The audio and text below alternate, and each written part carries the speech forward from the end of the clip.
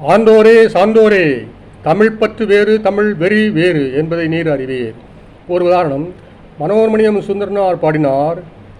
கன்னடமும் கழிதலுங்கும் கவின் மலையாளமும் துளுவும் உன் உதரத்தே உதித்தே ஒன்று பல ஆயிடினும் ஆரியம்போல் உலக வழக்கு அழிந்தொழிந்து சிதையாவும் சீரிழமை திறம்பியந்து செரமந்து வாழ்த்துதுமே வாழ்த்துதுமே வாழ்த்துதுமே. இப்படி மனோன்மணியம் சுந்தரனார் பாடிவிட்டார் என்பதற்காக அதை அப்படியே கொண்டு கன்னடத்தான் முன் குழல் ஊதலாமோ?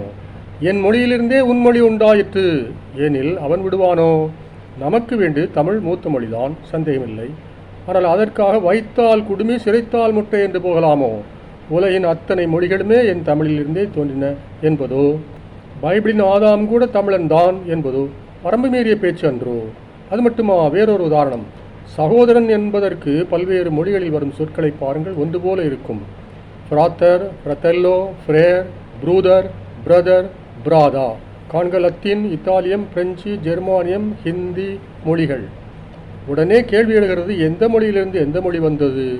மொழி வல்லுநர் கூறுவர், புரோட்டோ இண்டோ யூரோப்பியன் மூலமொழி ஒன்று இருந்திருக்க வேண்டும், அதிலிருந்தே இவை கிடைத்திருக்க வேண்டும். அதே போலத்தான் தமிழ், தெலுங்கு, மலையாளம், கன்னடம், துளு இவை அனைத்தும் ஒரு திராவிட மூல மொழியிலிருந்தே வந்திருக்க வேண்டும். இப்போது கமலஹாசனை பொறுத்தவரை பாம்பும் சாக வேண்டும், கோலும் முறியக்கூடாது.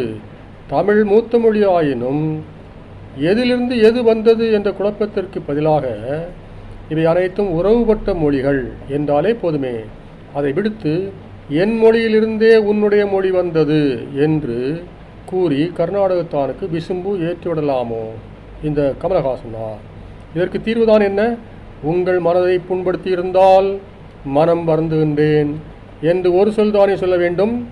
மாறாக விடலைகள் சொல் கேட்டு 1 அரசர் 12-14 வரும் ரெகோபவாம் போல அடம்பிடித்தால் உள்ளதும் போச்சே நொல்லைக்கண்ணா என்று ஆக வேண்டியிருக்கும். கண்ணியம் படைத்த கமலஹாசனாரே.